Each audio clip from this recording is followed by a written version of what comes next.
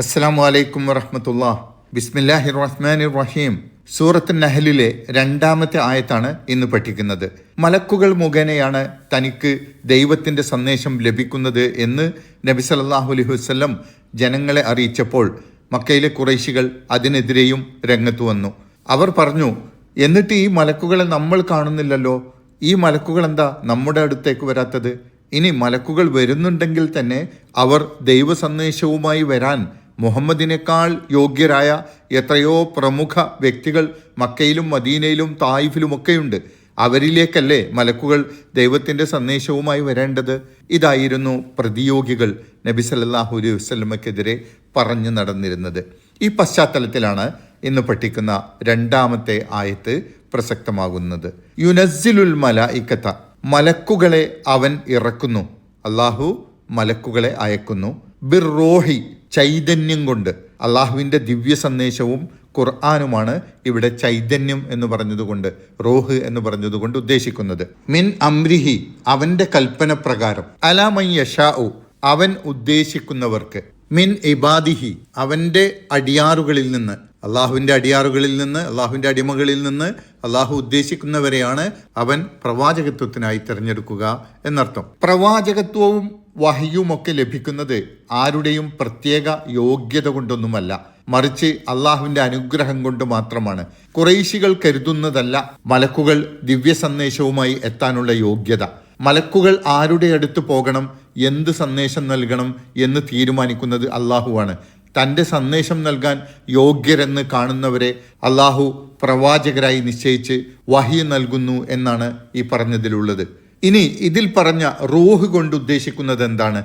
റൂഹ് എന്നാൽ ആത്മാവ് എന്നാണ് നാം മനസ്സിലാക്കിയിട്ടുള്ള ഒരർത്ഥം. റൂഹ് എന്നത് മനുഷ്യ മനസ്സുകൾക്ക് ഉൾക്കൊള്ളാൻ എളുപ്പമല്ലാത്ത സങ്കീർണമായ അറിവുകളിൽപ്പെട്ട ഒരു സംഗതിയാണെന്ന് ഖുർആൻ സൂചിപ്പിച്ചിട്ടുണ്ട്. നമുക്ക് പഠിക്കാനുള്ള അടുത്ത സൂറത്തിൽ ഒരു ആയത്ത് ഇങ്ങനെയുണ്ട്: വയസ്അലൂനക അനിർ റൂഹി ഖുലിർ റൂഹു മിൻ അംരി റബ്ബി. റൂഹിനെ കുറിച്ച് താങ്കളോട് അവർ ചോദിക്കുന്നു, താങ്കൾ അവരോട് പറയുക, റൂഹ് എന്നത് എൻ്റെ റബ്ബിൻ്റെ കാര്യത്തിൽപ്പെട്ടതാണ് എന്ന്. ഒമാ ഊതീതും മിനൽ ഇൽമി ഇല്ലാ ഖലീല, വളരെ കുറച്ച് അറിവുകൾ മാത്രമേ നിങ്ങൾക്ക് നൽകപ്പെട്ടിട്ടുള്ളൂ. ഈ ആയത്തിൻ്റെ വിശദീകരണം ഇൻഷാ അല്ലാഹ് അടുത്ത സൂറത്ത് പഠിക്കുമ്പോൾ പറയാം. പറഞ്ഞു വന്നത് എന്താണെന്ന് വെച്ചാൽ, റൂഹ് എന്നതിൻ്റെ വിശദാംശങ്ങൾ കൂടുതലായൊന്നും നമുക്ക് അറിയില്ല, അള്ളാഹുവിനാണ് അറിയുക. ശാസ്ത്രലോകം റൂഹ്, ജീവൻ, അതെന്താണ് എന്നതിനെക്കുറിച്ച് പഠനത്തിലാണല്ലോ ഇപ്പോഴുമുള്ളത്.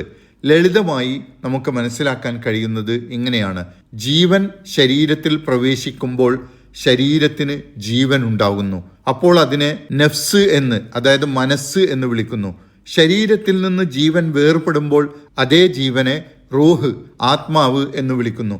ഇതാണ് മനുഷ്യരിലുള്ള ആത്മാവ്.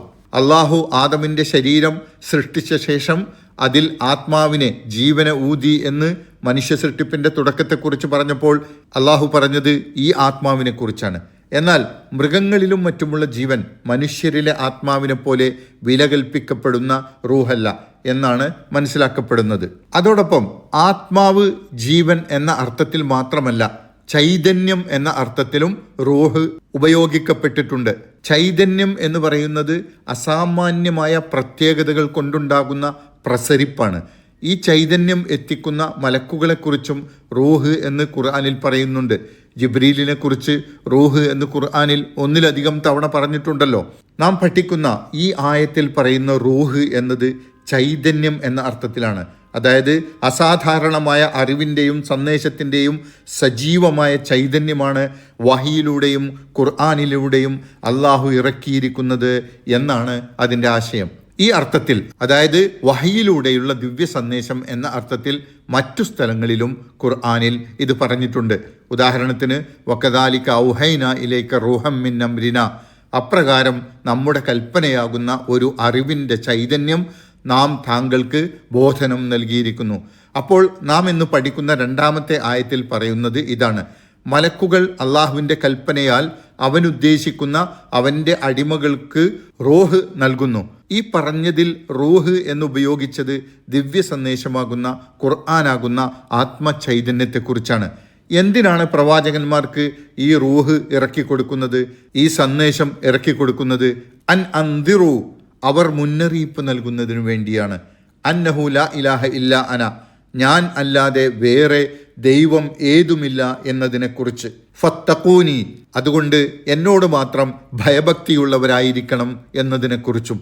അള്ളാഹുവാണ് ഏകനായ ദൈവമെന്നും അവനെ മാത്രം സൂക്ഷിച്ച് ജീവിക്കണമെന്നും ജനങ്ങൾക്ക് മുന്നറിയിപ്പ് നൽകാൻ വേണ്ടിയാണ് പ്രവാചകന്മാർക്ക് മലക്കുകളിലൂടെ ദൈവിക സന്ദേശം ബോധനം നൽകുന്നത് എന്നാണ് പറയുന്നത്. അല്ലാഹു സുബ്ഹാനഹു വ തആല നമ്മെ അനുഗ്രഹിക്കുമാറാകട്ടെ. അസ്സലാമു അലൈക്കും വറഹ്മത്തുള്ളാഹി വബറകാതുഹു.